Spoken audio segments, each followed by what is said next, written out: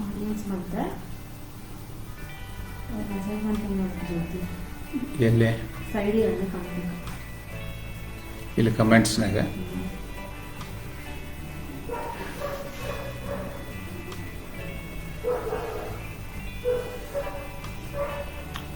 Admin approved your ಇದು Abhinay Bharati approved your post.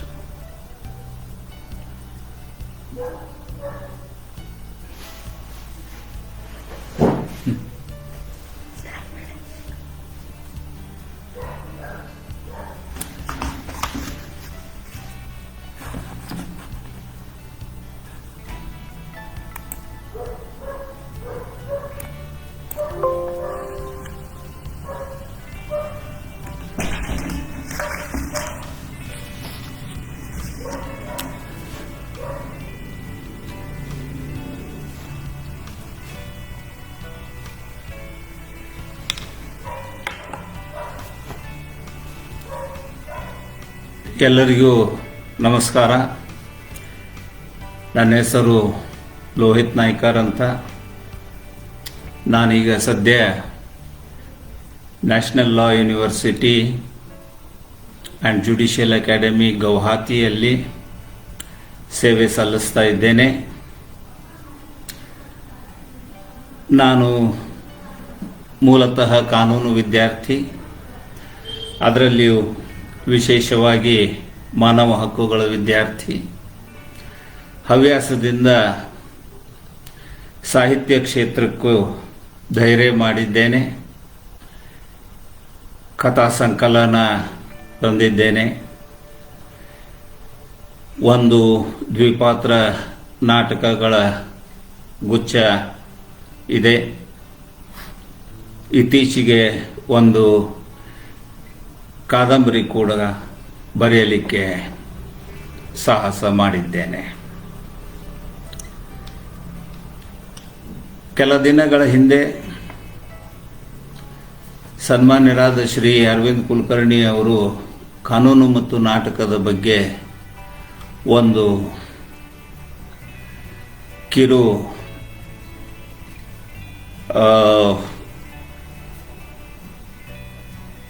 ಪರಿಚಯ ಅಥವಾ ಉಪನ್ಯಾಸ ಕೊಡಿ ಅಂತ ಕೇಳಿಕೊಂಡಾಗ ಅವರ ಜೊತೆ ಇರುವ ಸಂಪರ್ಕ ಒಡನಾಟದಿಂದ ತಕ್ಷಣ ನಾನು ಒಪ್ಪಿಕೊಂಡಿದ್ದೇನೆ. ಈಗ ತಮ್ಮೆಲ್ಲರ ಮುಂದೆ ಇದ್ದೇನೆ. ನಾನು ಸಂಕ್ಷಿಪ್ತವಾಗಿ ನನಗೆ ಕೊಟ್ಟಂಥ ಈ ಉಪನ್ಯಾಸದ ವಿಷಯ ಕಾನೂನು ಮತ್ತು ನಾಟಕ.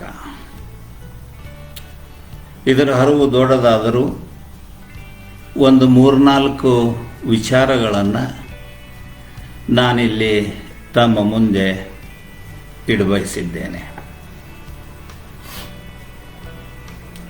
ಕಾನೂನು ಮತ್ತು ನಾಟಕ ಎಂಬ ಉಪನ್ಯಾಸಕ್ಕೆ ಅತ್ಯುತ್ತಮ ಆರಂಭವೆಂದರೆ ನನ್ನ ಪ್ರಕಾರ ಸೋಫೋಕ್ಲೀಸನ ನಾಟಕ ಅಂತಿಗೋನೆ. ಕಾನೂನು ವಿದ್ಯಾರ್ಥಿಯಾಗಿ ಹೇಳೋದಾದರೆ ಇದು ಕಾನೂನು ವಿದ್ಯಾರ್ಥಿಗಳಿಗೆ ಮತ್ತು ಮಾನವ ಹಕ್ಕು ವಿದ್ಯಾರ್ಥಿಗಳಿಗೆ ಇದು ಒಂದು ಮಹತ್ವವಾದ ಕೃತಿ. ಯಾಕಂದರೆ ಕಾನೂನಿನ ಮೂಲ ತಳಹದಿ ಏನಿದೆ ಅದು ಈ ನಾಟಕದಿಂದ ಸಿಗ್ತದ. ತಮಗೆಲ್ಲ ನಾಟಕ ಪ್ರೇಮಿಗಳು, ನಾಟಕಕಾರರು ತಮಗೆಲ್ಲ ತಿಳಿದಿರುವ ಹಾಗೆ ಈ ನಾಟಕದಲ್ಲಿ ಪ್ರೊಟೋಗನಿಸ್ಟ್ ಅಂತಿಗೋನೆ ತನ್ನ ತಮ್ಮ ಪಾಲಿನಿಸಸ್ನ ಅಂತ್ಯ ಸಂಸ್ಕಾರ ಮಾಡುವ ಸಂದರ್ಭ ಒದಗಿ ಬರುತ್ತದೆ. ಅದಕ್ಕೂ ಪೂರ್ವದಲ್ಲಿ ಹೇಳಬೇಕಂದ್ರೆ ಈಡಿಪಸ್ಸನ್ನು ದೊರೆ ಕ್ರಿಯಾನ್ ಅನ್ನುವ ಈಡಿಪಸ್ಸನ್ನು ತೆಗೆದು ಹಾಕಿ ತಾನು ಅಧಿಕಾರವನ್ನು ಪಡೆದುಕೊಂಡಿರ್ತಾನೆ. ಈಡಿಪಸ್ಸನ ಮಗಳು ಅಂತಿಗೋನೆ ತಮ್ಮ ಪಾಲಿನೀಸಸ್ಸು ಆವಾಗ ತನ್ನ ಅನುಯಾಯಿಗಳ ಜೊತೆ ಸೇರಿ ದಂಗೆ ಹೇಳ್ತಾ ಇದ್ದಾನೆ ಅಂತ ಅಪವಾದದ ಮೇಲೆ ಅವನಿಗೆ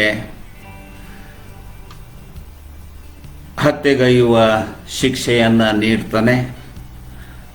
ಕ್ರೇಯಾನ್ ದೊರೆಯ ಸೈನಿಕರು ಅವನ್ನ ಹತ್ಯೆಗೈತಾರೆ, ಅವನನ್ನು ಪ್ರಾಸಿಕ್ಯೂಟ್ ಮಾಡ್ತಾರೆ. ಆಗ ಆ ಆದೇಶದ ಜೊತೆಗೆ ಇನ್ನೊಂದು ಆದೇಶ ಇರ್ತದೆ. ಆ ಆದೇಶ ಅಂದರೆ ಯಾರು ಪಾಲಿನಿಸಸ್ನ ಮೃತದೇಹಕ್ಕೆ ಅಂತ್ಯ ಸಂಸ್ಕಾರ ಕೊಡ್ತಾರೋ ಅವರಿಗೂ ಮರಣದಂಡನೆ ವಿಧಿಸಲಾಗುತ್ತದೆ ಅಂತ ಇರ್ತದೆ. ಹೀಗಾಗಿ ಪಾಲಿನಿಸಸ್ನ ಹತ್ಯೆಗೈದಾಗ ತಮ್ಮನ ಶರೀರವನ್ನು ಹೇಗೆ ಅಂತ್ಯಕ್ರಿಯೆಗೊಳಿಸಬೇಕು ಅನ್ನೋ ವಿಚಾರದಲ್ಲಿ ಅಂತಿಗೋನೆ ಇದ್ದಾಗ ಯಾವುದು ಈ ಸರಿ ಯಾವುದು ತಪ್ಪು ಅಂತ ಬಹಳ ಕುಲಂಕುಷವಾಗಿ ಯೋಚಿಸಿ ಕೊನೆಗೆ ಒಂದು ಮೃತದೇಹಕ್ಕೆ ಒಂದು ಡೀಸೆಂಟ್ ಬರಿಯಲ್ ಅಥವಾ ಶವ ಸಂಸ್ಕಾರ ಕೊಡೋದು ಅತ್ಯಂತ ಉನ್ನತವಾದ ಮೌಲ್ಯ ಅಂತ ತಿಳಿದು ಅಂತ್ಯ ಸಂಸ್ಕಾರ ಕೊಡ್ತಾಳೆ. ಆಗ ಆ ಸನ್ನಿವೇಶದಲ್ಲಿ ಅಲ್ಲಿರುವಂತಹ ಒಬ್ಬ ಸೈನಿಕನ ಬಾಯಿಂದ ಸೋಫೋಕ್ಲಿಸ್ ಈ ಮಾತುಗಳನ್ನು ಹೇಳಿಸ್ತಾನೆ. Antigone might have transgressed the law of Creon, but not the law of Zeus, nor the eternal precepts of justice ಅಂತ. ಇದು ಬಹಳ ಮುಖ್ಯ. ಇದರಲ್ಲಿ ನಮಗೆ ಕ್ರಿಯಾನನ ಕಾಯ್ದೆ, ದೇವರ ಕಾಯ್ದೆ ಮತ್ತು ಕೆಲವು ಯೂನಿವರ್ಸಲ್ ಪ್ರಿನ್ಸಿಪಲ್ಸ್ ಆಫ್ ಜಸ್ಟಿಸ್, ನ್ಯಾಯ ಅನ್ನೋದೇನಿದೆ ಅದನ್ನು ಉಲ್ಲಂಘಿಸಿಲ್ಲ ಅಂತ ಅವನ ಮಾತಿನಲ್ಲಿ ಹೇಳ್ತಾರೆ. ನಮಗೆ ಕಾನೂನು ವಿದ್ಯಾರ್ಥಿಗಳಿಗೆ ಇದು ಮುಂದೆ ಡೆವಲಪ್ ಆಗಿ ಲಾ ಆಫ್ ಗಾಡ್ ಇದ್ದಿದ್ದು ಮುಂದೆ ಅದು ನ್ಯಾಚುರಲ್ ಲಾ ಆಗ್ತದೆ. ಮುಂದೆ ರ್ಯಾಷನಾಲಿಟಿ ಡೆವಲಪ್ ಆದಂಗೆ ಬೇರೆ ಬೇರೆ ಸ್ಕೂಲ್ಸ್ ಬರ್ತವೆ. ನ್ಯಾಚುರಲ್ ಲಾದಿಂದ ಯುಟಿಲಿಟೇರಿಯನ್ ಬರ್ತದೆ, ಸೋಷಿಯಾಲಜಿಕಲ್ ಬರ್ತದೆ, ಆಂಥ್ರಪಾಲಜಿಕಲ್ ಸ್ಕೂಲ್ ಆಫ್ ಥಾಟ್ ಬರ್ತಾವೆ. ಎಲ್ಲ ಬರ್ತಾ ಕೊನೆಗೆ ಈಗ 20ನೇ ಶತಮಾನದ ಅಂತ್ಯದಲ್ಲಿ ನಾವು ಈಗ ಈ ಜಸ್ಟಿಸ್ ಅನ್ನೋದು ಏನಿದೆ ಅದನ್ನು ನಾವು ಫಾಲೋ ಮಾಡ್ತೀವಿ. ಜಸ್ಟಿಸ್ ಅನ್ನೋದು ಒಂದು ಸ್ವಯಂ ಸಿದ್ಧವಾದಂಥ ಮನುಷ್ಯನ ಗುಣ, ಅದು ಇನ್ಬಿಲ್ಟ್ ಇರ್ತದೆ. ಒಬ್ಬ ಸಾಮಾನ್ಯ ಕಾನೂನು ಗೊತ್ತಿಲ್ಲದವನಿಗೂ ಸಹ ಯಾವುದು ಸರಿ, ಯಾವುದು ತಪ್ಪು, ಯಾವುದು ನ್ಯಾಯ, ಯಾವುದು ಅನ್ಯಾಯ, ಯಾವುದು ನ್ಯಾಯೋಚಿತ, ಯಾವುದು ನ್ಯಾಯೋಚಿತ ಅಲ್ಲ ಅನ್ನೋದು ಅವನಲ್ಲಿ ಇರ್ತದನ್ನೋ ಭಾವನೆಯಿಂದ ಆ ಥಿಯರಿಗಳನ್ನು ನಾವು ಡೆವಲಪ್ ಮಾಡಿಕೊಂಡು ಅದು ಡೆಮಾಕ್ರಸಿಗೆ, ಸಮಾನತೆಗೆ ಮತ್ತು ಮಾನವ ಹಕ್ಕುಗಳ ವಿತರಣೆಗೆ, ಹಂಚುವಿಕೆಗೆ ಅದು ತಳಹದಿ ಒದಗಿಸಿಕೊಳ್ತದೆ ಅಂತ ನಾವು ನಂಬಿದವರು. ಹೀಗಾಗಿ ಈ ಅಂತಿಗೊನೆ ನಾಟಕ ಬಹಳ ಕಾನೂನು ವಿದ್ಯಾರ್ಥಿಯಾಗಿ ಪ್ರಮುಖ ಪಾತ್ರ ವಹಿಸ್ತದೆ. ಇಲ್ಲಿ ಒಂದು ವಿಷಯಾಂತರ ಆದರೂ ಸಹಿತ ಸಂಬಂಧವಿದೆ ಅಂತ ತಿಳಿದು ಒಂದು ವಿಚಾರವನ್ನು ಮಂಡಿಸಬೇಕಂತೇನೆ. ನಾವು ಜಸ್ಟಿಸ್ ಅನ್ನೋದು ಏನು ಮಾತಾಡ್ತೀವಿ, ಜಸ್ಟಿಸ್ ಅನ್ನೋ ಹರಿವು ಅಥವಾ ಕ್ಯಾನ್ವಾಸ್ ಬಹಳ ದೊಡ್ಡದು. ಕಾನೂನಿನ ನ್ಯಾಯ ಬಹಳ ಸಣ್ಣದು, ಅದರಲ್ಲಿರೋ ಒಂದು ಸಣ್ಣ ಅಂಶ. ಯಾಕಂದರೆ ಜಸ್ಟಿಸ್ ಇವತ್ತು ಎಲ್ಲವನ್ನೂ ಒಳಗೊಂಡಿರ್ತದೆ. ನ್ಯಾಯ ಅನ್ನೋ ಪರಿಕಲ್ಪನೆ ಅಥವಾ ಪರಿಭಾಷೆಯಲ್ಲಿ ಎಲ್ಲವೂ ಒಳಗೊಂಡಿರುತ್ತೆ. ಸಾಮಾಜಿಕ, ಆರ್ಥಿಕ, ನ್ಯಾಯಿಕ, ಎಲ್ಲ ಸಾಂಸ್ಕೃತಿಕ ಎಲ್ಲವನ್ನೂ ಒಳಗೊಂಡಿರ್ತದೆ. ಆದರೆ ನಾವು ಕಾನೂನಿನ ಚೌಕಟ್ಟಿನಲ್ಲಿ ನ್ಯಾಯ ಅಂತ ಮಾತಾಡಿದರೆ, ಸರಳವಾಗಿ ಹೇಳಬೇಕಂದ್ರೆ ನಮ್ಮಲ್ಲಿ ಸಿವಿಲ್ ಲಾ ಇರ್ತದೆ, ನಮ್ಮಲ್ಲಿ ಕ್ರಿಮಿನಲ್ ಲಾ ಇರ್ತದೆ. ಸಿವಿಲ್ ಲಾದಲ್ಲಿ ಲಾ ಆಫ್ ಪ್ರಾಬಬಿಲಿಟಿ ಮೇಲೆ ಯಾರ ಹಕ್ಕುಗಳು ಉಲ್ಲಂಘನೆ ಆಗಿರ್ತಾವ ಅವ್ರಿಗೇನು ಅದನ್ನು ಹೇಗೆ ಸರಿಪಡಿಸಬೇಕು, ಏನು ಪರಿಹಾರ ಕೊಡಬೇಕು ಅನ್ನೋದು ಇರ್ತದೆ. ಈ ಕಡೆ ಕ್ರಿಮಿನಲ್ ಲಾದಲ್ಲಿ ಯಾವ ಕ್ರೈಮ್ಗಳು ನಡೆದಿರ್ತವೆ ಅದಕ್ಕೆ ಪನಿಷ್ಮೆಂಟ್ ಏನಿರ್ತದೆ ಅದನ್ನು ತೂಕ ಮಾಡಿ ಕೊಡುವಂಥ ವ್ಯವಸ್ಥೆ ಇರ್ತದೆ. ಆದರೆ ಈ ದೊಡ್ಡ ಚೌಕಟ್ಟಿನ ನ್ಯಾಯ ಅಂತ ನಾವೇನು ಜಸ್ಟಿಸ್ ಎಲ್ಲವನ್ನೂ ಒಳಗೊಂಡಿರ್ತದೆ ಅಂತ ಹೇಳ್ತೀನಿ. ಅದು ಬಹಳ ಪ್ರಮುಖ ಪಾತ್ರ. ಮತ್ತು ನನ್ನ ಪ್ರಕಾರ ನಾವು ಸಾಹಿತ್ಯದ ಬಗ್ಗೆ ಯಾವುದೇ ಪ್ರಕಾರ ಆಗಲಿ, ಅದು ಕತೆ, ಕವನ, ಕಾದಂಬರಿ, ನಾಟಕ, ಯಾವುದೇ ಪ್ರಕಾರ ಆಗಲಿ, ಒಬ್ಬ ಸಾಹಿತ್ಯ ಅಂದರೆ ಏನು? ಅಲ್ಟಿಮೇಟ್ಲಿ ಅದು ಸಮಾಜದ ಆಗು ಹೋಗುಗಳ ಒಂದು ಪ್ರತಿಬಿಂಬ. ಸಾಹಿತಿಯಾದವನು ಸಮಾಜದ ಕನ್ನಡಿಯನ್ನು ಹಿಡಿತಾನೆ. It is the reflection of society, ಆಗು ಹೋಗುಗಳ ಬಗ್ಗೆ. ಸಮಾಜ ರಿಫ್ಲೆಕ್ಷನ್ ಆಫ್ ಸೊಸೈಟಿ, ಸಾಹಿತ್ಯ ರಿಫ್ಲೆಕ್ಷನ್ ಆಫ್ ಸೊಸೈಟಿ ಆದರೆ ಕಾನೂನು ಏನು? ಕಾನೂನು ಆ ಸಮಾಜದ ಒಟ್ಟು ಸಂಕಲ್ಪ.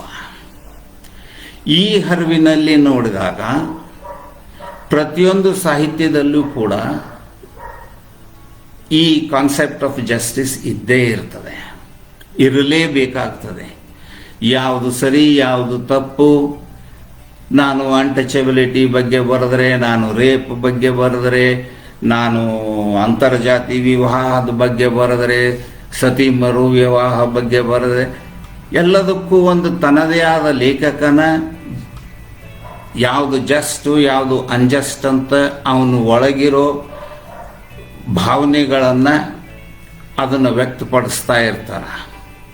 ಹೀಗಾಗಿ ನನ್ನ ಪ್ರಕಾರ ಎಲ್ಲ ಸಾಹಿತ್ಯವು ಕಾನೂನಿನ ಹೊರತು ಅಥವಾ ನ್ಯಾಯದ ಹೊರತು ಇಲ್ಲ, ಅಥವಾ ನ್ಯಾಯ ಕೂಡ ಸಾಹಿತ್ಯದ ಹೊರತು ಇಲ್ಲ. ಈ ವಿಚಾರದೊಡನೆ ನಾನು ಇನ್ನು ನಾಟಕದ ಬಗ್ಗೆ ಹೇಳಬಯಸುವುದಾದರೆ, ಪ್ರಾಚೀನ ಕಾಲದಲ್ಲಿ ನಮಗೆ ನಾಟಕ ನೇರವಾಗಿ ಕಾನೂನು ವಿಷಯ ಇದ್ದಂಥ ನಾಟಕ ಅಥವಾ ಇವು ಕತೆ ಕಾದಂಬರಿಗಳು ನಮಗೆ ಸಿಗೋದಿಲ್ಲ. ಸಿಕ್ಕರೂ ಅದು ಬಹಳ ಕಡಿಮೆ. ಹೇಳ್ದಂಗೆ ಸೊಫೋಕ್ಲಿಸ್ ಮತ್ತು ಹೋಮರ್ನ ಕೆಲವು ವಿಷಯದಲ್ಲಿ ನ್ಯಾಯಿಕವಾದ ಪ್ರಿನ್ಸಿಪಲ್ಸ್ ಬಗ್ಗೆ ಕೆಲವೊಂದು ಸಿಗುತ್ತಾವೆ. ಅದೇ ನ್ಯಾಚುರಲ್ ಲಾ, ಗಾಡ್ಸ್ ಲಾ, ಯೂನಿವರ್ಸಲ್ ಲಾ, ಈ ಥರ ನಮಗೆ ಸಿಗ್ತಾವೆ. ಆದ್ದರಿಂದ ಸಾಹಿತ್ಯದ ಪ್ರಕಾರವಾಗಿ ನಾಟಕ ಒಂದು ಅದರಲ್ಲಿರೋ ಒಂದು ಭಾಗವಾಗಿ ನಾವು ನೋಡಿದಾಗ ಮತ್ತು ಕಾನೂನಿಗೆ ತುಲನೆ ಮಾಡಿದಾಗ ಕಾನೂನಿನ ಒಂದು ಮಹತ್ವವಾದ ಪ್ರಕ್ರಿಯೆ ಏನು ಅಂತಂದರೆ ನ್ಯಾಯಾಂಗ ವಿಚಾರಣೆ, ಟ್ರಯಲ್ ಅಂತ ನಾವೇನು ಹೇಳ್ತೇವೆ ಅದು.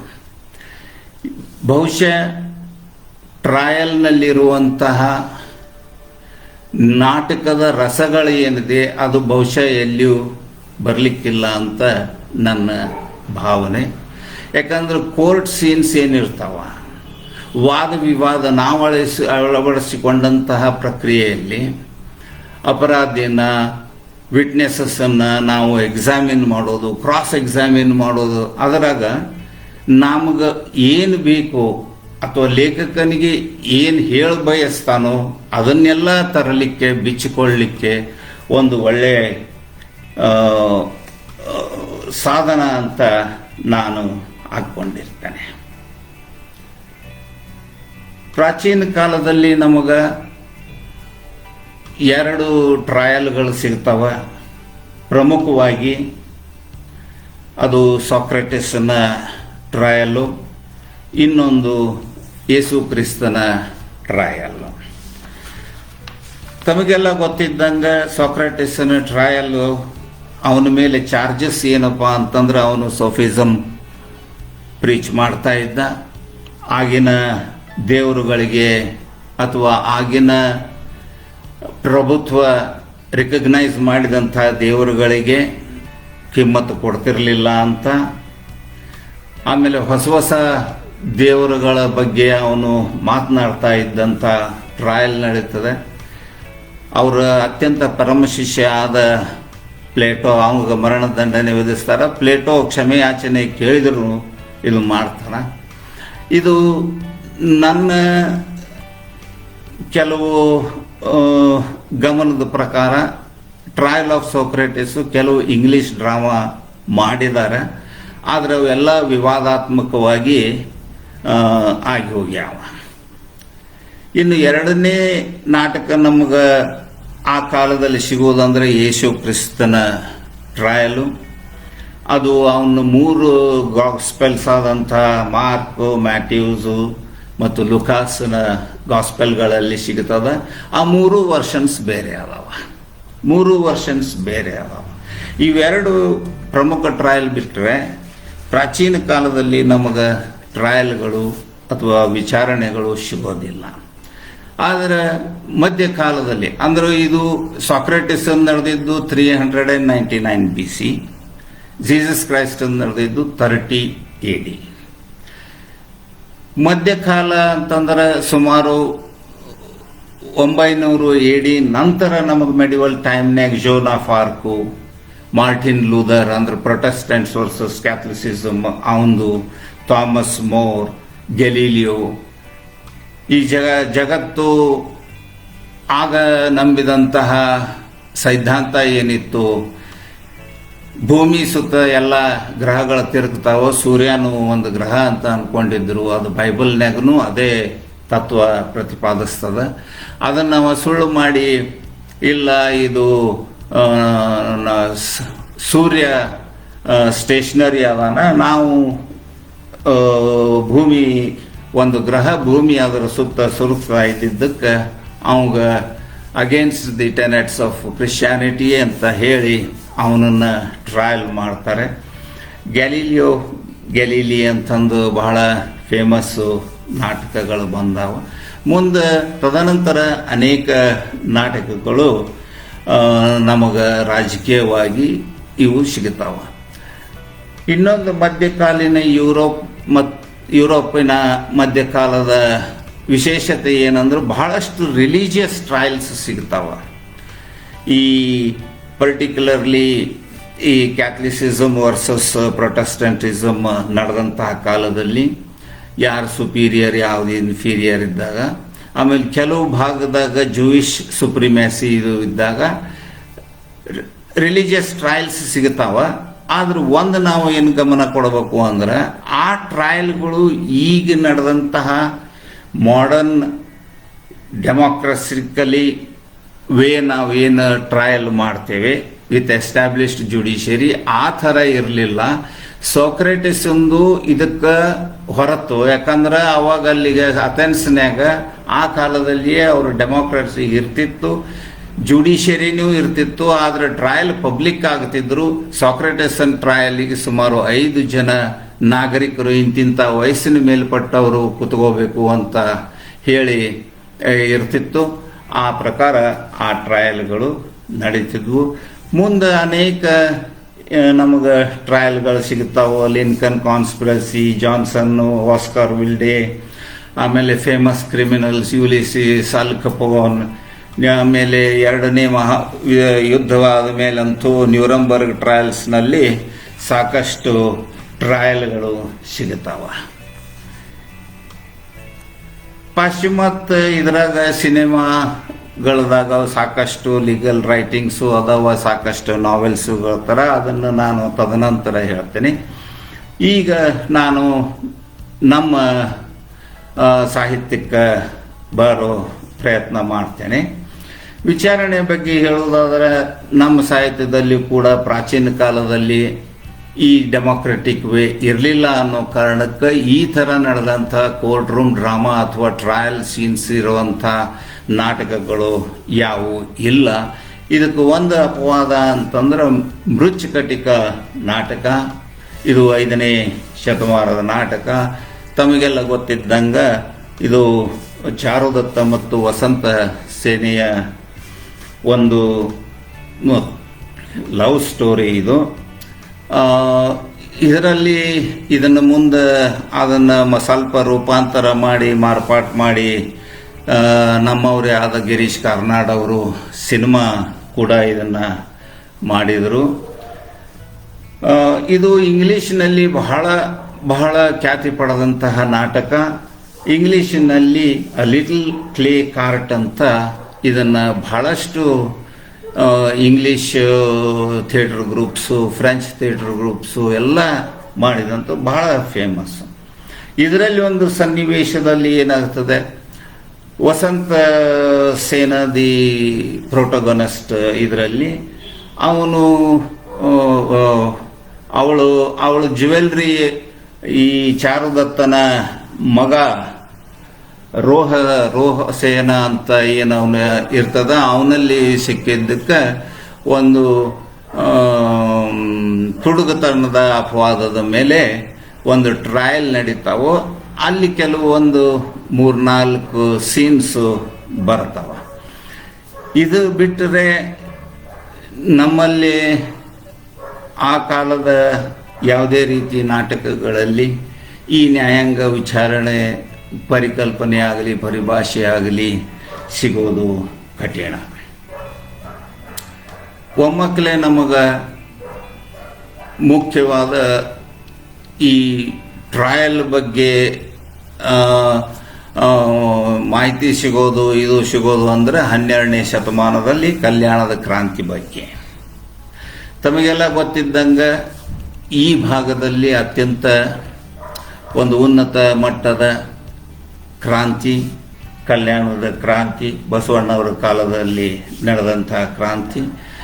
ಇದರ ಬಗ್ಗೆ ನಮ್ಮ ಪ್ರಮುಖ ನಾಟಕಕಾರರಾದಂಥ ಗಿರೀಶ್ ಕಾರ್ನಾಡ್ರು ತಲೆದಂಡ ಬರೆದರು, ಶಿವಪ್ರಕಾಶ್ ಅವರು ಮಹಾಚೈತ್ರ ಬರೆದರು, ಪ್ರಿಯ ಲಂಕೇಶ್ ಅವರ ಸಂಕ್ರಾಂತಿ ಬರೆದರು. ಆದರೂ ಈ ಕ್ರಾಂತಿ ಅಂದರೆ ಇದು ಆ್ಯಕ್ಚುಲಿ ಈ ಮಧುವರಸನ ಮಗಳು ಮತ್ತು ಹರಳೆಯನ ಮಗ ಏನು ಮದುವೆ ಮಾಡಿಕೊಂಡ್ರು ಇಂಟರ್ ಕಾಸ್ಟ್ ಮ್ಯಾರೇಜದು, ಅದಕ್ಕೆ ಅಲ್ಲಿಂದ ಒಂದು ರೆವಲ್ಯೂಷನ್ ಸ್ಟಾರ್ಟ್ ಆಯ್ತು, ಒಂದು ಕ್ರಾಂತಿ ಪ್ರಾರಂಭವಾಯಿತು. ಜಾತ್ಯತೀತ ಸಮಾಜ ಅಥವಾ ನಿರ್ಮಾಣ ಆಗಲಿಕ್ಕೆ ಅಂತ ಒಂದು ಇದು. ಈ ಗಿರೀಶ್ ಕಾರ್ನಾಡ್ ತಲೆದಂಡ ಆಗಲಿ, ಶಿವಪ್ರಕಾಶರ ಮಹಾಚೈತ್ರ ಆಗಲಿ, ಪಿ ಲಂಕೇಶರ ಸಂಕ್ರಾಂತಿ ಆಗಲಿ, ಇಲ್ಲಿ ಕೋರ್ಟ್ ಸೀನ್ಸ್ ಬರೋದಿಲ್ಲ. ಆದರೆ ನಿಜವಾಗಲೂ ಟ್ರಯಲ್ ನಡೆದಿದೋ ಇಲ್ಲೋ ಅಂತ ಕೆಲವು ವಿವಾದಾತ್ಮಕವಾದರೂ ಕೂಡ ಇದನ್ನು ಕೆಲವೊಂದು ಸಲ ನಾನು ಕಲಬುರಗಿ ಸರ್ ಇದ್ದಾಗ 1-2 ಸಲ ಪ್ರಸ್ತಾಪಿಸಿದ್ದೆ. ಯಾಕಂದರೆ ಉತ್ತಂಗಿ ಚನ್ನಬಸಪ್ಪನವ್ರದ್ದು ಒಂದು ಇಂಗ್ಲೀಷ್ನಲ್ಲಿ ಒಂದು ಪುಸ್ತಕ ಸಿಕ್ಕಿತ್ತು ನನಗದು. ಅದು ಕಂಪ್ಲೀಟ್ ಈಗಿನ ಮಾದರಿ ಕೋರ್ಟ್ ಹೆಂಗೆ ನಡೀತಾವೋ ಹಂಗೆ ಆ ಕೋರ್ಟ್ ನಡೆದಂಗೆ ಬರೆದಿದ್ದರು. ವಾದ ವಿವಾದಗಳು ವಚನದಲ್ಲಿ ಕೊಟ್ಟಂಥ ಈ ಹರಳೆಯನ್ನು ಎಕ್ಸಾಮಿನೇಷನ್ ಮಾಡುವಾಗ ಅಥವಾ ಮಧುವರ್ಸನ ಮಾಡುವಾಗ ಅವರು ಉತ್ತರಗಳನ್ನು ಅವರಿಗೆ ಹಾಕಿದಂಥ ಪ್ರಶ್ನೆಗಳಿಗೆ ಉತ್ತರವನ್ನು ವಚನ ರೂಪದಲ್ಲಿ ಕೊಟ್ಟಂಥದ್ದು ನನಗೆ ಸಿಕ್ಕಿತ್ತು. ಇದು ಹೆಂಗ್ರಿ ಅಂತ ನಾನು ಕೇಳಿದಾಗ ಕಲಬುರ್ಗಿ ಹಂಗೆಲ್ಲ ಆಗಿರಕ್ಕಿಲ್ಲಪ್ಪ, ಅವಾಗೆಲ್ಲ closed door type justice dispensation ಇರ್ತಿತ್ತು, ಹಂಗೆ ಹಿಂಗೆ ಅಂತ ಅವರು ಅನುಮಾನವನ್ನು ವ್ಯಕ್ತಪಡಿಸಿದ್ದರೂ ಸಹ ಈ ಭಾಗದಲ್ಲಿ ಕಂಪನಿ ನಾಟಕಗಳು 2 ನಾಟಕಗಳು ಬಹಳ ಪ್ರಸಿದ್ಧಿ ಪಡೆದವು. ಮಹಾದೇವ ಬಣಕಾರರ ಕಲ್ಯಾಣ ಕ್ರಾಂತಿ, ಅದರಲ್ಲಿ ಕೆಲವು ಕೋರ್ಟ್ ಸೀನ್ಸ್ ಬರ್ತಾವ. ಈ 3 ಹೇಳಿದ್ನಲ್ಲ ಅವಾಗ ತಲೆದಂಡ, ಮಹಾಚೈತ್ರ, ಸಂಕ್ರಾಂತಿ, ಇದರಲ್ಲಿ ರೆಫರೆನ್ಸಸ್ ಬರ್ತಾವೆ. ಕೋರ್ಟ್ ಸೀನ್ಸ್ ನಡೀತು, ಹಿಂಗೆ ಡಿಸಿಷನ್ ಆಯ್ತು, ಹಿಂಗೆ ಎಳೆ ಹೂಟೆ ಮೂಲಕ ಎಳ್ಕೊಂಡು ಹೋಗಿ ಆನಿಕಾಲಾಗ ತುಳಿಸಿದ್ರು ಅವ್ರನ್ನ ಅಂತನೋ ರೆಫರೆನ್ಸಸ್ ಬರ್ತಾವೆ. ಹೊರತಾಗಿ ಕೋರ್ಟ್ ಸೀನ್ಸ್ ಅಥವಾ ಕೋರ್ಟ್ ರೂಮ್ ಡ್ರಾಮಾ ಅಂತ ನಾವೇನು ಹೇಳ್ತೀವಿ ಅವ್ಯಾವು ಬರಲಿಲ್ಲ. ಮಹಾದೇವ ಬಣಕಾರರ ಕಲ್ಯಾಣ ಕ್ರಾಂತಿದಾಗ ಕೆಲವು ಕೋರ್ಟ್ ಸೀನ್ಸ್ ಅದಾವು. ಆಮೇಲೆ ಜಾಸ್ತಿ ಕೋರ್ಟ್ ಸೀನ್ಸ್ ಇದ್ದಂಥ ಇನ್ನೊಂದು ಬಹಳ ಪ್ರಮುಖ ಮತ್ತು ಪಾಪ್ಯುಲರ್ ನಾಟಕ ಅಂದ್ರೆ ಯಣಗಿ ಬಾಳಪ್ಪನವರ ಜಗಜ್ಯೋತಿ ಬಸವೇಶ್ವರ, ಚಿಕ್ಕೋಡಿ ಶಿವಲಿಂಗ ಸ್ವಾಮೀಜಿ ಅವರು ಬರೆದಂಥ ನಾಟಕ. ಇವಾದ ಮೇಲೆ ಟ್ರಯಲ್ ಮಧ್ಯಂತ ಕಾಲದಲ್ಲಿ ಟ್ರಯಲ್ ನಡೆದಿದ್ದು ಏನು ಜಾಸ್ತಿ ನಮಗೆ ಮಾಹಿತಿ ಸಿಗೋದಿಲ್ಲ ನಮ್ಮ ಸಾಹಿತ್ಯದಲ್ಲಿ. ಆದರೆ ಸ್ವಾತಂತ್ರ್ಯ ಹೋರಾಟ ಅಥವಾ ಸ್ವಾತಂತ್ರ್ಯ ಸಂಗ್ರಾಮದ ಕಾಲದಲ್ಲಿ ನಮಗೆ ಸಾಕಷ್ಟು ಮತ್ತು ಟ್ರಯಲ್ಸ್ ಸಿಗುತ್ತಾವ. ಕೆಲವು ಡ್ರಾಮಾಗಳನ್ನು ಹವ್ಯಾಸಿ ತಂಡಗಳು ಡ್ರಾಮಾ ಮಾಡಿ ಆಡಿದ್ದು ಸಿಗುತ್ತಾವು. ಆದರೆ ಪ್ರಮುಖವಾಗಿ ಒಂದು ಪ್ಯಾನ್ ಇಂಡಿಯಾ ಲೆವೆಲ್ ಆದಂಥ ಪಾಪ್ಯುಲರ್ ಆದಂಥ ನಾಟಕಗಳಿಗೆ ನಮ್ಗೆ ಸಿಗೋದಿಲ್ಲ. ಭಾಳ ಫೇಮಸ್ ಟ್ರಯಲ್ ಅಂತಂದ್ರೆ 1857 ನಂತರ ಏನು ಬ್ರಿಟಿಷರು ಸಿಪಾಯಿ ದಂಗೆ ಆದ ಮೇಲೆ ತಮ್ಮ ಪ್ರಭುತ್ವವನ್ನು ಇಲ್ಲಿ ಸಾಧಿಸಬೇಕು ಅಂತ ಏನು ತೋರಿಸ್ಲಿಕ್ಕೆ ಒಂದು ಟ್ರಯಲ್ ಮಾಡ್ತಾರೆ. ಬಹದ್ದೂರ್ ಶಾ ಜಫರ್ 1858, ಅದು ಬಹಳ ಪ್ರಮುಖವಾದ ಟ್ರಯಲು. ಅದ್ರಾಗ ಎಲ್ಲ ವಿಟ್ನೆಸ್ಸು ಹೊಸ್ತಾಯಿಲಾಗಿರ್ತಾವು, ಎಲ್ಲರೂ ಹೊಡ್ಕೊಂಡಿರ್ತಾರೆ.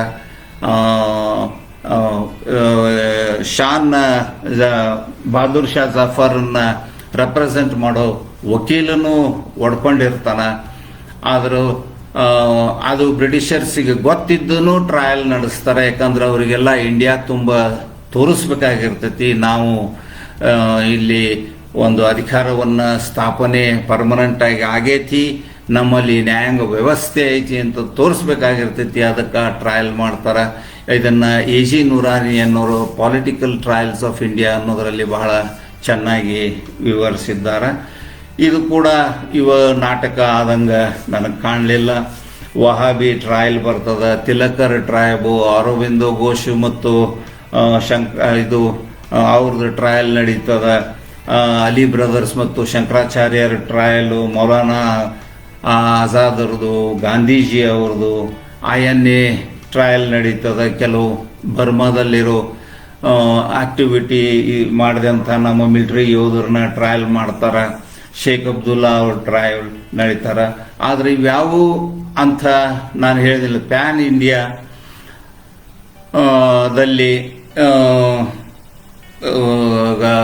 ಕ್ರಿಟಿಕಲಿ ಅಕ್ಲೇಮ್ಡ್ ಆಗಲಿ ಅಥವಾ ಒಂದು ಫೇಮಸ್ ಆಗಲಿ ಆದಂಥ ಯಾವ ನಾಟಕಗಳು ನಮಗೆ ಕಾಣೋದಿಲ್ಲ. ಒಮ್ಮಕ್ಕಲೆ ನಾವು ಒಂದು ಆಧುನಿಕ ಕಾಲದಲ್ಲಿ ಅಥವಾ ಆಧುನಿಕ ಇದಕ್ಕೆ ಬಂದಾಗ ನಮಗೆ ಎರಡು ಬಹಳ ಪ್ರಮುಖವಾದ ಮರಾಠಿ ಡ್ರಾಮಾ ಸಿಗ್ತಾವ. ಅದು ಒಂದು ಇಲ್ಲಿ ಒಂದು ಪ್ರಮುಖ ನಾಟಕ ಅದ, ಆದ್ರೆ ಅದು ಬಹಳಷ್ಟು ಜನ ಅದನ್ನ ಒಪ್ಕೊಳ್ಳಿಲ್ಲ. ನಾಥುರಾಮ್ ಗೋಡ್ಸೆ ದೃಷ್ಟಿಕೋನದಿಂದ ಬರೆದಂಥದ್ದೊಂದು ಟ್ರಯಲ್ ಐತಿ ಅಂತ. ಅದು ಅಷ್ಟು ಪ್ರಾಮುಖ್ಯತೆ ಆಗಲಿ ಅಥವಾ ಇದು ಗಳಿಸಲಿಲ್ಲ. ಆದರೆ ಎರಡು ನಮ್ಮ ಭಾಗದಲ್ಲಿ ಮತ್ತೆ ಎರಡು ಬಹಳ ಪ್ರಮುಖವಾದ ಟ್ರಯಲ್ಸ್ ಅಂದ್ರೆ ಸಂಗೊಳ್ಳಿ ರಾಯಣ್ಣ ಮತ್ತು ಕಿತ್ತೂರು ಚೆನ್ನಮ್ಮ ನಾಟಕ. ಕಿತ್ತೂರು ಚೆನ್ನಮ್ಮ ನಾಟಕದಾಗ ಕೆಲವೊಂದು ಇವೆರಡು ಸಂಪೂರ್ಣವಾಗಿ ಧಾರವಾಡ ಜಿಲ್ಲಾ ನ್ಯಾಯಾಲಯದಲ್ಲಿ ನಡೆದರೂ ಕೂಡ ಕೆಲವು ಅನೇಕ ನಾಟಕಗಳಲ್ಲಿ ಇದ್ರಾಗ ಕೋರ್ಟ್ ಸೀನ್ಸ್ ಬರ್ತಾವ. ಆದ್ರೆ ಮತ್ತೆ ನಾವು ಪ್ಯಾನ್ ಇಂಡಿಯಾ ಲೆವೆಲ್ಗೆ ಹೋಗ್ಬೇಕಂತಂದ್ರೆ ಅತ್ಯಂತ ಕೊಡುಗೆ ನೀಡಿದಂಥ ಎರಡು ನಾಟಕಗಳು ಅಂತಂದ್ರೆ ವಿಜಯ್ ತೆಂಡೂಲ್ಕರ್ ಅವರು ಶಾಂತತಾ ಕೋರ್ಟ್ ಚಾಲು ಆಹೆ. ಇದು ತಮಗೆಲ್ಲ ಗೊತ್ತಿರುವಂಗ ಡ್ರಾಮಾ ವಿದಿನ್ ಡ್ರಾಮಾ. ಒಂದು ಟೀಚರ್ಸ್ ಗ್ರೂಪ್ ಒಂದು ಕೋರ್ಟ್ ಸೀನ್ ಇನ್ಯಾಕ್ಟ್ ಮಾಡಬೇಕು ಅನ್ನೋ ಇದಕ್ಕೆ ಹೋಗಿರ್ತಾರ. ಅಲ್ಲಿ ದಿ ಪ್ರೊಟೋಗನಿಸ್ಟ್ ಆಫ್ ದಿಸ್ ಬೆನಾರಿ ಅಂತ ಇದು. ಅಲ್ಲಿಂದ ಅದು ನಾಟಕ ಬಿಚ್ಕೊಳ್ತಾ ಹೋಗ್ತದ. ಕೆಲವು ಪ್ರೈವೇಟ್ ರಿಲೇಷನ್ಸು, ಆಮೇಲೆ ಇದು ಮೂಲಭೂತ ಒಂದು ಭ್ರೂಣ ಹತ್ಯೆ ಬಗ್ಗೆ ಇದು ಎಮರ್ಜ್ ಆಗ್ತದ. ಇನ್ನೊಂದು ಪ್ರಮುಖ ನಾಟಕ ಅಂತಂದ್ರೆ ತೋಮಿ ನವೇಚ್ ಅಂತ. ಅದು ಕೂಡ ಮರಾಠಿ ಆಚಾರ್ಯ ಅತ್ರೆ ಅವರು ಬರೆದಂಥದ್ದು. ಇದು ಒಂದು ಕಾನ್ಮ್ಯಾನ್ ಬರೆದ ಇದು. ಇದ್ರಾಗ ಒಬ್ಬ ಏನಂತೀವಿ ನಾವು ಥಗ್ ಅಥವಾ ಕಾನ್ಮ್ಯಾನ್ ಅಂತ ಏನು ಹೇಳ್ತೀವಿ, ಅವನು ಮೋಸ ಮಾಡಿರ್ತಾನೆ ಬಹಳಷ್ಟು ಜನರಿಗೆ. ಅದು ಒಂದು ಕೋರ್ಟ್ ಪ್ರಕ್ರಿಯೆ, ಕೋರ್ಟ್ ರೂಮ್ ಸೀನ್ಸ್ನ್ಯಾಗ ಎಲ್ಲರೂ ಒಂದು 4-5 ಮಂದಿ ಇವನು ವಿರುದ್ಧ ಹೇಳಿದಾಗ ಇದರಲ್ಲಿ ಅವ ಲಾಖೋಬಾ ಲೋಖಂಡೆ ಅಂತ ಏನು ಪ್ರೊಟಗನಿಸ್ಟ್ ಇರ್ತಾನ ಇವನು ನಾನಲ್ಲ ಅಂತ ನಾನು ಅವನು ಸಾಧಿಸಾಕ ಪಾರ್ಟಿ ಸವಾಲುಗಳನ್ನು ಹಾಕ್ತಾ ಎಸ್ಟಾಬ್ಲಿಷ್ ಮಾಡಕ್ಕೆ ಟ್ರೈ ಮಾಡ್ತಾನೆ. ಆದ್ರೆ ಅದು ಆಗೋದಿಲ್ಲ. ಕೊನೆಗೆ ಅವನಿಗೆ ಪನಿಷ್ಮೆಂಟ್ ಆಗ್ತೈತಿ. ಎರಡೂ ಥರದ ಎಂಡಿಂಗ್ ಅದಾವು ಅಂತ ನನ್ನ ಮಿತ್ರರು ಕೆಲವು ಹೇಳ್ತಾರೆ. ಇನ್ನು ನಾವು ಕನ್ನಡಕ್ಕೆ ಬಂದರೆ ಕನ್ನಡದಾಗ 2 ಪ್ರಮುಖ ನಾಟಕ, ಒಂದು ಸಂಕಾನಟ್ಟಿ ಚಂದ್ರಿ ಅಂತ RS ಲೋಕಾಪುರ್ ಅವ್ರದ್ದು, ಇನ್ನೊಂದು ಕಟಕಟೆಯಲ್ಲಿ ಕಂಡ ಕನಸೋ ಏನೋ ಅದು ನನಗೆ ಸರಿಯಾಗಿ ಸಿಗಲಿಲ್ಲ, ಪ್ರತಿಭಾನಂದ ಕುಮಾರ್ ಅವರು ಇತ್ತೀಚೆಗೆ ಮಾಡಿದ್ದಾರೆ ಅಂತ ನಮಗೆ ಗೊತ್ತಾಗೈತಿ.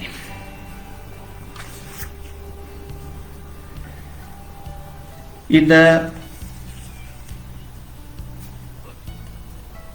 ನನ್ನ ಒಂದು ನಾಟಕದ ಕೃಷಿ ಬಗ್ಗೆ ಹೇಳಬೇಕಂತಂದ್ರೆ, ನಾನು ಒಂದು ಆ್ಯನ್ ರ್ಯಾಂಡನ ಜನವರಿ 16 ರಾತ್ರಿ ಅದಕ್ಕೇನು ಹೇಳಬೇಕೋ ಗೊತ್ತಿಲ್ಲ. ಅದು ಆಕ್ಚುಲಿ ತಮ್ಗೆ ಗೊತ್ತಿದ್ದಂಗೆ ಯುರೋಪ್ನ್ಯಾಗ ಸಿವಿಲ್ ಲಾ ಸಿಸ್ಟಮ್ ಇರ್ತದೆ, ನಮ್ಮದು ಕಾಮನ್ ಲಾ ಸಿಸ್ಟಮು. ಎರಡೂ ಫರಕ್ ಇರ್ತದೆ. ಅಲ್ಲಿ ಜಡ್ಜನ ಇನ್ವೆಸ್ಟಿಂಗ್ ಆಫೀಸರ್ ಆಗಿರ್ತಾನೆ, ಆದರೆ ಇಲ್ಲಿ ಜಡ್ಜ್ ಇಂಪಾರ್ಷಿಯಲ್ ಆಗಿ ಕುಂತಿರ್ತಾನೆ. ನಾವು ಪಾಸ್ಟ್ ಪ್ರೆಸಿಡೆಂಟ್ಸು ಜಜ್ಮೆಂಟ್ಸನ್ನು ಫಾಲೋ ಮಾಡ್ತೀವಿ, ಅವ್ರು ಮಾಡೋದಿಲ್ಲ. ಅಲ್ಲಿ ಏನು ಕೋಡ್ಸ್ನ್ಯಾಗ ಅದಾವ, ಪ್ರತಿಯೊಂದು ವಿಷಯಕ್ಕೂ ಒಂದೊಂದು ಕೋಡ್ ಇರ್ತಾವೆ. ಆ ಕೋಡ್ ಸಿವಿಲ್ ಕೋಡ್, ಸಿವಿಲ್ ಲಾ ಅಂತ ಸಿಸ್ಟಮ್ ಅಂತಾರೆ. ಅದರ ಪ್ರಕಾರ ಹೋದಂಥದ್ದು ಇದು. ಆ್ಯನ್ ರ್ಯಾಂಡಂದು ಜನವರಿ 16 ರಾತ್ರಿ ಅದೇ ಥರ ಇತ್ತು. ಅದನ್ನು ಇಂಡಿಯನೈಸ್ ಮಾಡಿ ಆದಷ್ಟು ನಮ್ಮ ಕಾನೂನಿನ ವ್ಯವಸ್ಥೆಗೆ ಸರಿ ಹೋಗುವಂಥ ಪ್ರಯತ್ನ ನಾನು ಮಾಡಿದ್ದೆ. ಅದನ್ನು ಶ್ರೀಪಾದ್ ಮಂಜನ್ ಬೈಲ್ ಅವರು ಕೂಡ ಇಲ್ಲಿ ಧಾರವಾಡದಲ್ಲಿ ಆಡಿದರು. ಅದರಲ್ಲಿ ಸಾಕಷ್ಟು ಎಲ್ಲ ಸ್ಥಳೀಯ ನಾಮವಂತ ಕಲಾವಿದರು ಬಹಳ ಚೆನ್ನಾಗಿನೂ ಬಂದಿತ್ತು. ಇನ್ನು ಎರಡನೇ ನಂದು ಈಗ ಕೃತಿ ಅಂದರೆ ನಾನು ಬದುಕಲಿಕ್ಕೆ ವಲ್ಲಪ್ಪ ಅಂತ. ಅದು ದ್ವಿಪಾತ್ರಗಳ ನಾಟಕ. ಫ್ರಾನ್ಸ್ನಲ್ಲಿ ಈಗ ಒಂದು 20 ವರ್ಷದ ಹಿಂದೆ ಪಾಪ್ಯುಲರ್ ಆದಂಥ ಜಾನರ್ ಏನೈತಿ, ಕೇವಲ 2 ಪಾತ್ರಗಳನ್ನು ಇಟ್ಕೊಂಡು ನಾಟಕ ಇದು. ಅದನ್ನು ಪ್ರಯತ್ನ ನಾನು ಮಾಡಿದ್ದೆ. ಅದರಲ್ಲಿ 7 ನಾಟಕದಲ್ಲಿ 5 ನಾಟಕ ನೇರವಾಗಿ ಕಾನೂನಿನ ಸಂಬಂಧ. ಒಂದು ಪಾತ್ರಧಾರಣೆ ಅಂತ ಇದೆ, ಅದು ಒಂದು ಠಾಣೆಯಲ್ಲಿ ನಡೆಯುವಂತಹ ಡ್ರಾಮಾ. ಇನ್ನೊಂದು ಬರ್ತ್ಡೇ ಗಿಫ್ಟ್ ಅಂತ, ಅದು ಕಟಕಟೆಯಲ್ಲಿ ರಿವೀಲ್ ಆಗುವಂಥ ಒಂದು ಮರ್ಡರ್ ಮಿಸ್ಟ್ರಿ. ಉತ್ತರ ಹುಡುಕಿದವರು ಅಂತ ಒಂದು ಬಹಳ ಫ್ಯೂಚರಿಸ್ಟಿಕ್ ನಾಟಕ ಐತಿ. ಅಂದ್ರೆ ಈಗ ಜನೋಮ್ ಪ್ರಾಜೆಕ್ಟ್ ಅಂತ ಒಂದು ಬಂತು. ಅಂದ್ರೆ ಈ ಡಾಲಿ ಅನ್ನೋ ಒಂದು ಕುರಿಮರಿಯನ್ನು ಕ್ಲೋನ್ ಮಾಡಿದಾಗ ಏನು ಡುಪ್ಲಿಕೇಟ್ ನಮ್ಮ DNA ಇಂದನ ಒಂದು ಮಾನವನ್ನ ಸೃಷ್ಟಿ ಮಾಡೋದೇನೋ ಈಗ ಟೆಕ್ನಾಲಜಿ ಏನು ಬಂದೈತಿ ಅಥವಾ ಜೆನೆಟಿಕ್ ಇಂಜಿನಿಯರಿಂಗ್ ಏನು ಮುಂದುವರೆದೈತಿ, ಅದು ನಮ್ಮ ಕಾನೂನು ವಿದ್ಯಾರ್ಥಿಗಳಿಗೆ ಒಂದು ದೊಡ್ಡ ಸವಾಲು. ನಮ್ಮ DNA ಇಂದನ ನಮ್ಮ ಒಂದು ಮಗು ಹುಟ್ಟಿಸಿಕೊಂಡ್ರೆ ಅದು ನಮಗೇನಾಗಬೇಕು, legal relationship problem, parental problems, ಎಲ್ಲ ರೀತಿ ಪ್ರಾಬ್ಲಮ್ ಬರ್ತಾವ. ಅದಕ್ಕೆ ನಾವಿನ್ನೂ ತಯಾರಾಗಿಲ್ಲ. 5ನೇ ಜನಾಂಗದ ಹಕ್ಕಂತ ನಾವು ಅದನ್ನು ಕರಿತೀವಿ, 5th ಜನರೇಷನ್ ಆಫ್ ರೈಟ್ಸ್. ಇವೆಲ್ಲ ಸ್ವಲ್ಪ ಈಗ ರೋಬೋಟಿಕ್ ಸರ್ಜರಿ ಮಾಡಿದಾಗ ಇನ್ನೂ ನಾವು ಕ್ಲಾರಿಟಿ ಇಲ್ಲ. ರೋಬೋಟಿಕ್ ಸರ್ಜರಿ ಮಾಡ್ತದ, ಅಕಸ್ಮಾತ್ ಆ ರೋಬೋ ತಪ್ಪು ಮಾಡಿದರೆ ಯಾರು ಹೊಣೆಗಾರಿಕೆ ಅನ್ನೋದೂ ನಾವಿನ್ನೂ ಸರಿಯಾಗಿ ಒಂದು ಕ್ಲಾರಿಫಿಕೇಶನ್ ಬಂದಿಲ್ಲ. ಅದು ಮ್ಯಾನುಫ್ಯಾಕ್ಚರರ್ ಡಿಫೆಕ್ಟು, ಡಾಕ್ಟರ್ ಮಾಡಿದಂಥ ಒಂದು ಲಯಬಲ್ಲು, ಅಥವಾ ಚಿಪ್ ಕೊಟ್ಟವ ಯಾರು ಇರ್ತಾರ ಅವಂದಿದನು, ಅಥವಾ ಚಿಪ್ಪಿನ ಡಿಸೈನ್ ಕೊಟ್ಟ ಒಂದು, ಹಾರ್ಡ್ವೇರ್ ಕೊಟ್ಟ ಒಂದು, ಯಾರು ಏನು we are still at a very infant stage ಇದ್ರಾಗ. ಅದನ್ನು ಕೂಡ ಒಂದು ಹಕ್ಕುಗಳ ಸಮಸ್ಯೆ ತಗೊಂಡು ಮಾಡಿದ್ದೀನಿ. ಕೋರ್ಟ್ ಮಾರ್ಷಲ್ ಅಂತ ಒಂದಿದೆ, ಅಪ್ಪ ಮಗಳದು military martial military court type ನಡೆಯುವಂಥದ್ದು, ಅಪ್ಪ ಮಗಳ ಭಿನ್ನಾಭಿಪ್ರಾಯ, ಮುಂದೆ ನಾನು ಬದುಕಲಿಕ್ಕೆ ಒಲ್ಲೆಪ್ಪ ಅನ್ನೋದು, ಅದು ಒಂದು ನಾಟಕ. ಅದು ಯುಥನೇಷಿಯಾ ಬಗ್ಗೆ, ರೈಟ್ ಟು ಡೈ ಬಗ್ಗೆ. ಇತ್ತೀಚೆಗೆ ಅದು ಇದು ಕೂಡ ಅರುಣಾ ಶಾನ್ಭಾಗ್ ಕೇಸಸ್ನಲ್ಲಿ ಕೆಲವು ಸಂದರ್ಭದಲ್ಲಿ ನಮಗೆ ರೈಟ್ ಟು ಡೈ ಇದೆ ಅಂತ ಹೇಳಿದ್ದಾರೆ. ಇಷ್ಟೆಲ್ಲ ಆಗಿಯೂ ಇನ್ನು ಕೊನೆಯದಾಗಿ ನಾನು ಹೇಳ ಬಯಸುವುದಂತಂದ್ರೆ, ಅನೇಕ ಸಲ ನಮ್ಮ ಜಜ್ಮೆಂಟ್ಸ್, ನಮ್ಮ ಸುಪ್ರೀಂ ಕೋರ್ಟ್ ಜಜ್ಮೆಂಟ್ಸ್ ಆಗಲಿ, ಹೈಕೋರ್ಟ್ ಜಜ್ಮೆಂಟ್ಸ್ ಆಗಲಿ, ಅನೇಕ ಸಲ ನಮ್ಮ ಈವೇನು ಪಾಶ್ಚಿಮಾತ್ಯ ಪರಿಕಲ್ಪನೆ ಪರಿಭಾಷೆಯಲ್ಲಿ ಸಿಕ್ಕಂತಹ ಸಾಹಿತ್ಯದಿಂದ ನಾವು ಕಾನೂನಿಗೆ ರಿಲೇಟ್ ಮಾಡಿಕೊಂಡಿರ್ತೇವೋ ಅವನ್ನೆಲ್ಲ ನಮ್ಮ ಜಜ್ಮೆಂಟ್ಸ್ ಒಳಗೆ ಕೆಲವು ಪ್ರತಿಬಿಂಬಗಳ ಸಿಗ್ತಾವ. ಜಸ್ಟಿಸ್ ಭಾಗವತಿ ಆಗಲಿ, ಜಸ್ಟಿಸ್ ಕೃಷ್ಣ ಅಯ್ಯರ್ ಆಗಲಿ, ಇತ್ತೀಚೆಗೆ ಬೋಬ್ಡೆ ಅವರು ಕೂಡ ಒಂದು ಜಜ್ಮೆಂಟ್ನಲ್ಲಿ ನಾವು ಈಶ್ವರ್ ಚಂದ್ರ ಕಥೆಗಳನ್ನು, ಟಾಗೋರ್ ಅವರ ಕಥೆಗಳನ್ನು, ಅವರು ಕೆಲವು ಕವನದ ಸಾಲುಗಳನ್ನು, ಆಮೇಲೆ ಫ್ರಾನ್ಸ್ ಕಾಫ್ಕಾಂದು ಫೇಮಸ್ ಟ್ರಯಲ್ ಅನ್ನೋದೇನಿದೆ 1925, ಅದರದ್ದು ಚಾರ್ಲ್ಸ್ ಡಿಕನ್ಸ್ ನಮ್ಮಲ್ಲಿ ಬಹಳ ಚರ್ಚಿತವಾದಂಥ ಆಥರು. ಅವನದು ಬ್ಲೇಕ್ ಹೌಸ್ ಅಂತ ಏನಿದೆ, ಅದು ಬಹಳ ದೊಡ್ಡ ಕತೆ. ಅದು ಆ ಕತೆಯಲ್ಲಿ ಬಹಳಷ್ಟು ಒಳ್ಳೊಳ್ಳೆ ಸಾಲುಗಳು ಬರ್ತಾವ, ಒಳ್ಳೊಳ್ಳೆ ಥಾಟ್ ಪ್ರೊವೋಕಿಂಗ್ ಸೆಂಟೆನ್ಸಸ್ ಬರ್ತಾವ. ಅವನ್ನೆಲ್ಲ ನಮ್ಮ ಜಜ್ಮೆಂಟ್ಗಳಲ್ಲಿ ಕಾಣಿಸಿದ್ದಾರೆ. ಡಾಸ್ಟೋವ್ಸ್ಕಿ ಕ್ರೈಮ್ ಆ್ಯಂಡ್ ಪನಿಷ್ಮೆಂಟು, ಶೇಕ್ಸ್ಪಿಯರ್ನ merchant of Venice, king Lear, ಹೀಗೆಲ್ಲ ಅನೇಕ ಕೆಲವೊಂದು ಪಾಸಿಂಗ್ ರಿಮಾರ್ಕ್ಸ್ ಆಗಿ ಒಂದು ಬರ್ತಿರ್ತಾವ. ಈ ದಿಶೆಯಲ್ಲಿ ಹೇಳಬೇಕು ಅಂತಂದ್ರೆ, ಅಲ್ಟಿಮೇಟ್ಲಿ ನನ್ನ ಫಸ್ಟ್ ಪಾಯಿಂಟ್ ಏನಿತ್ತು, ಕಾನೂನು ಸಾಹಿತ್ಯಕ್ಕೂ ಹೊರತಿಲ್ಲ, ಅಥವಾ ಕಾನೂನು ಸಾಹಿತ್ಯದ ಒಂದು ಭಾಗವೇ ಅಂತ ನಾನು ಅನ್ಕೊಂಡಿದ್ದೇನೆ.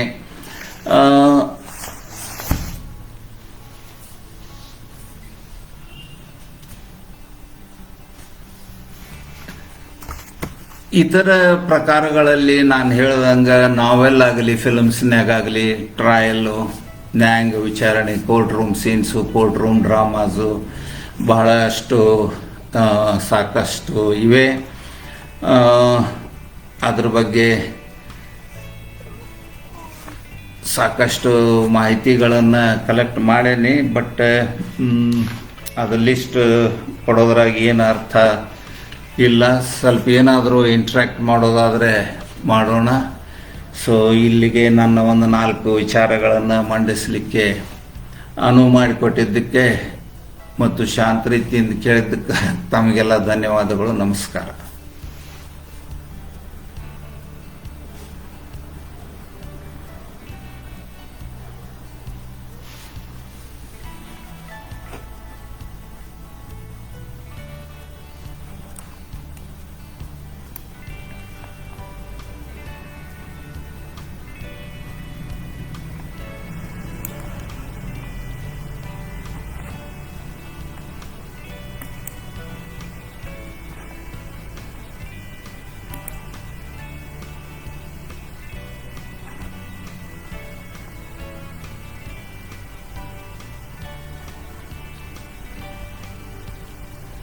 ಯಾರಾದರೂ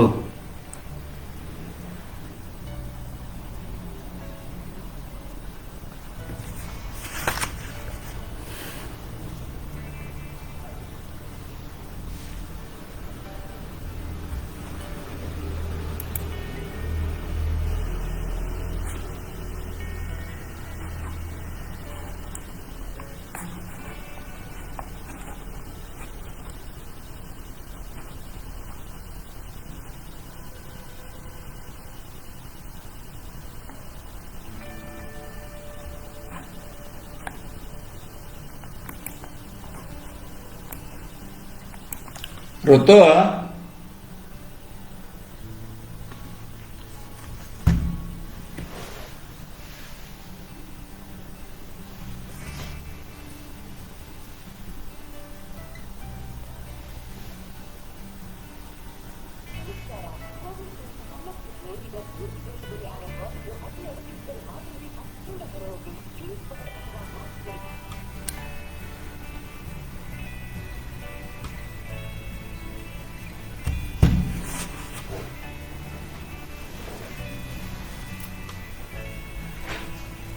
ಗೊತ್ತು ಅವ್ರು ಇದು ಏನ್ ಮಾಡ್ಬೇಕ,